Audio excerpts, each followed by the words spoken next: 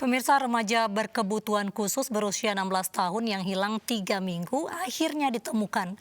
Penculiknya seorang tukang bakso keliling yang membawa korban ke Jawa Timur.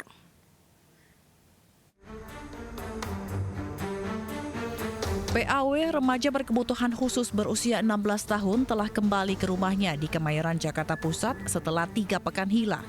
Korban sempat trauma, namun kondisinya membaik dan sudah dapat berinteraksi dengan keluarga. Alhamdulillah dia udah sehat ya. Dia udah riang lagi, udah bersama kami. Nangis terus, diam selama berapa jam, diam nangis terus dia. Sedih, ingat yang lalu-lalu lah. Korban akan dimintai kesaksiannya dan menjalani visum di Rumah Sakit Polri Jakarta Timur untuk mengetahui kondisi fisik dan psikis. Korban diduga mendapat pelecehan seksual oleh penculiknya yang merupakan tukang bakso keliling. Visum kemarin juga sudah dilakukan pada hari Jumat dan nanti hari Senin pun akan dilakukan visum kembali. Betul. Rehabilitasi sekaligus berjalan dalam proses pemeriksaannya Audi sendiri maupun nanti dari rehabilitasi asesmennya terus berjalan dia. Sementara pelaku yang juga ditemukan bersama korban di Jombang, Jawa Timur, kini ditahan di Rutan Polda Metro Jaya. Diduga pelaku sudah sering menculik dengan target remaja berkebutuhan khusus. Dari Jakarta, Revikasi Barani, Yulia Lorena, dan Laksa, iNews melaporkan.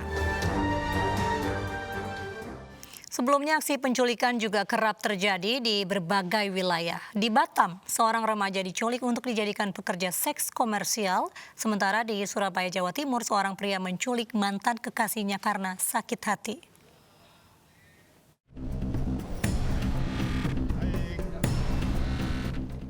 Satuan Brimob Polda Kepulauan Riau mengevakuasi seorang remaja di sebuah rumah di Kafling Saguba, Kota Batam, Februari lalu. Remaja ini menjadi korban penculikan Polinia Malu dan Marlina yang bekerja sebagai asisten rumah tangga di rumah orang tuanya di Jakarta Utara. Kedua pelaku menculik korban atas suruhan tersangka lainnya, Ezron. Rencananya korban akan dijual ke Malaysia dan dijadikan pekerja seks komersial. Pelaku menyamar menjadi asisten rumah tangga dan menculik korbannya yang kemudian dibawa ke Batam. Sesampainya di Batam, korban disekap dan dibuatkan paspor untuk dikirim ke Singapura dan Malaysia. Kita lakukan itu begitu kita lakukan penggerebekan bersama teman-teman Brimob.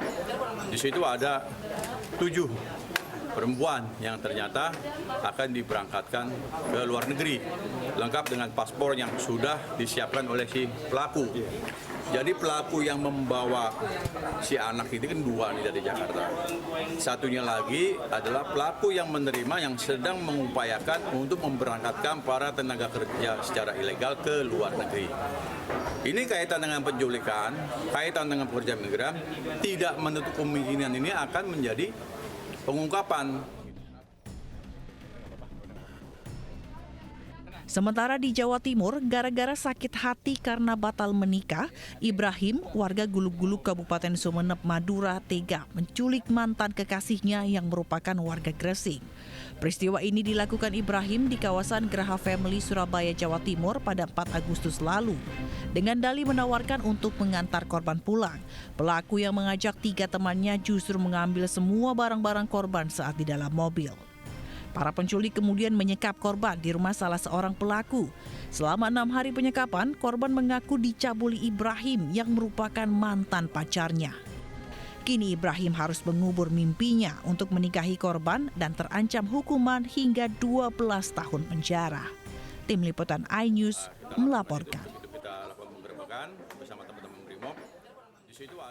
Pemirsa, Arab Saudi telah membuka kembali ibadah umroh 4 Oktober untuk warga lokal. Rencananya bulan depan ibadah umroh untuk jemaah luar negeri. Pemerintah Indonesia berupaya agar jemaah Indonesia bisa beribadah umroh yang dilaksanakan di tengah pandemi.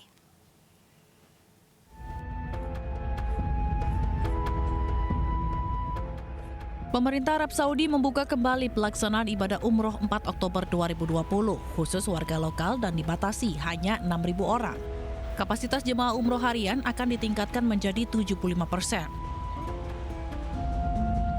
Setelah 2 pekan, yakni sebanyak 15.000 jemaah umroh dan 40.000 jemaah sholat 5 waktu pada 18 Oktober 2020. Sementara untuk jemaah luar negeri baru diizinkan beribadah umroh mulai 1 November 2020. Pemerintah Arab Saudi sedang mengkaji pelaksanaan umroh jemaah luar negeri di tengah pandemi COVID-19, sekaligus memutuskan negara mana saja yang dibolehkan masuk beribadah umroh. Pemerintah Arab Saudi menerapkan aturan protokol kesehatan yang ketat bagi jemaah yang hendak umroh ke negaranya.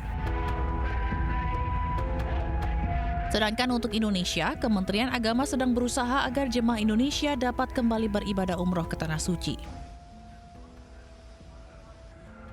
Nah, kita berdoa, kita koordinasi terus komunikasi dengan pemerintah Arab Saudi agar supaya Indonesia bisa masuk dalam rilis dari Kementerian Kesehatan. Itu aja yang aneh. Iya, kita lobby tentu. Yang pertama kita punya kantor urusan haji di Jeddah, representasi dari pemerintah kita, punya konjen, punya dubes, itu yang akan melaksanakan komunikasi dan lobby kepada pemerintah Arab Saudi agar supaya Indonesia ini dimasukkan dalam daftar list negara yang diperkenalkan untuk melaksanakan ibadah umrah. Menurut Kemenak, jika Indonesia mendapat lampu hijau dari Arab Saudi, maka prioritas pertama adalah jemaah umroh yang tertunda tahun ini sebanyak 34.000 orang.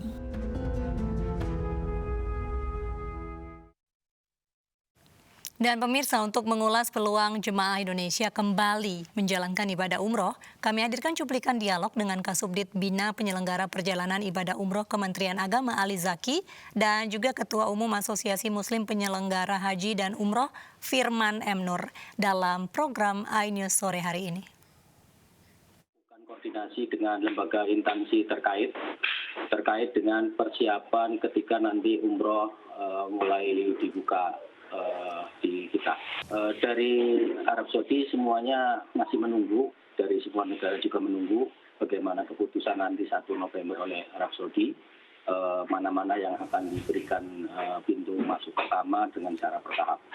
Dan hari ini sudah dibuka kembali dan kita bisa melihat monitor di channel TV Live Makkah, para jamaah sudah malam tadi, sore waktu Saudi atau sekitar jam 10 malam waktu Indonesia, mereka sudah berbondong-bondong untuk melaksanakan tawaf dan sa'i di Masjidil Haram. Ini adalah sebuah kebanggaan dan syukur kita kepada Allah Subhanahu wa taala. Akhirnya umroh bisa kita laksanakan kembali walaupun dalam kondisi pandemik dengan jumlah yang sangat terbatas. Jumlah saat ini memang baru 6.000 saja sebagai uji coba bahwa protokol kesehatan bisa dilakukan dengan baik, dan kita berharap dan bermunajat kepada Allah Subhanahu wa taala agar tahapan percobaan awal ini bisa sukses dan akan masuk pada tahapan kedua yang jumlahnya akan meningkat menjadi 15.000. Dan insya Allah sebagaimana rencana pemerintahan Saudi, jika semuanya berhasil tanggal 1 November bulan depan, kita akan bisa melaksanakan jamaah dari luar negeri. Dan kita berharap Indonesia termasuk negara yang dipilih oleh Saudi untuk bisa melaksanakan ibadah umroh tersebut. Kalau dari data, sebetulnya hampir setiap bulan itu 100.000 jamaah yang berangkat dari Indonesia. Dari bulan Februari, Maret, April 100.000 terus. Namun data yang kami dapatkan dari sudah terlaporkan ke sistem pendaftaran ibadah umroh di Suskopatu sekitar 60.000. Kita berharap ini mereka yang sudah terdaftar di Suskopatu inilah yang akan kita berangkatkan dahulu, karena mereka sudah terbukti telah melengkapi secara administrasi proses dan melakukan pembayaran ke biro-biro perjalanan ibadah umroh yang sudah terdaftar di Kemenak. Jadi lagi-lagi kita melihat bahwa kemarin dalam rilis yang dinyatakan adalah salah satu pertimbangannya adalah nanti melihat kondisi masing-masing negara. Nah, ini bagi kami penting sekali Kementerian Agama untuk kerjasamanya bersama masyarakat dan kesadaran masyarakat untuk mulai secara terbudaya untuk menjaga protokol COVID ini, sehingga kondisi kenaikan COVID yang di negara kita semakin hari semakin menurun, bahkan semakin hari semakin berkurang. Ini penting bagi sorotan negara lain agar kita juga sebagai negara bisa diperhitungkan untuk bisa masuk ke dalam dalam tahapan umroh yang besok ke depan bisa diprioritaskan. Mungkin salah satunya daripada yang diperhitungkan adalah masalah COVID-nya. Kita tetap pada fokus prioritas jamaah tertunda, yaitu 36.012 jamaah yang mereka sudah terdaftar di kita dan mereka sudah ada yang sudah melunasi kepada para PPIU-nya dan mereka sudah transaksi, sehingga ini yang kita prioritaskan sampai dengan yang bersangkutan atau PPIU yang bersangkutan yang telah memiliki jamaah tertunda itu menyelesaikan kewajibannya, sehingga mereka bisa mulai membuka nanti setelah kita prioritaskan 36 ini selesai. Jadi tidak tumpang tindih, Mbak. Ya, pertama adalah kami melakukan persiapan ke dalam sebetulnya untuk anggota-anggota Ampuri sebanyak 455 penyelenggara ibadah umroh yang tergabung di bawah Ampuri. Kami terus melakukan sosialisasi. Pertama adalah memastikan SOP pelayanan jamaah itu sudah bisa diterapkan dengan baik untuk melakukan protokol COVID-19 ini. Pertama menggunakan masker, kemudian social distancing, kemudian yang diantisipasi adalah bagaimana jamaah itu dipastikan ketika berangkat nantinya sudah bisa aman dari terindikasi COVID. Karena kalau seandainya jamaah itu terbukti menjelang keberangkatan, kemudian terbukti bahwa dia terindikasi terindikasi COVID, tentu akan merugikan diri mereka sendiri karena visa itu sangat terbatas, kuota juga sangat terbatas, kemudian biaya sudah dikeluarkan. Jadi memang kami inginkan ketika jamaah-jamaah akan berangkat ke Tanah Suci harus dipastikan menjalankan semua protokol. Di antaranya satu adalah melakukan karantina diri pribadi agar tidak terkontaminasi menjelang keberangkatan. Ini juga perlu dan kami sangat menunggu sebetulnya detail protokol akhirnya karena itu semuanya asumsi-asumsi saja. Sekarang kami melihat euforia bagi penyelenggara bahwa umroh sudah dibuka dan sudah dilaksanakan dan kami memonitor bagaimana pelaksanaan di lapangan. Rupanya saat ini di Saudi mereka menerapkan 2 aplikasi untuk memastikan bahwa pelaksanaan ibadah umroh ini bisa dilaksanakan dengan baik, yaitu bersama aplikasi Tawakkalna. Tawakkalna adalah aplikasi untuk monitor tentang kesehatan, report-report kegiatannya, kondisinya suhu badan segala macam di aplikasi tersebut.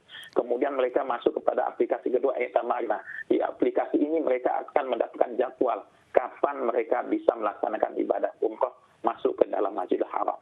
Dan bagaimana informasi yang kami dapatkan, rupanya setiap jamaah karena jumlahnya terbatas, waktunya terbatas, ada waktu maksimal untuk berada di dalam Tanah Suci, melaksanakan di dalam Masjidil Haram untuk melaksanakan tawaf dan sa'i dan menunaikan ibadah umrohnya secara sempurna. Video mobil berisi tumpukan uang yang diduga milik paslon Pilkada Kabupaten Mojokerto viral di media sosial. Selengkapnya kami hadirkan di News Malam usai jeda berikut.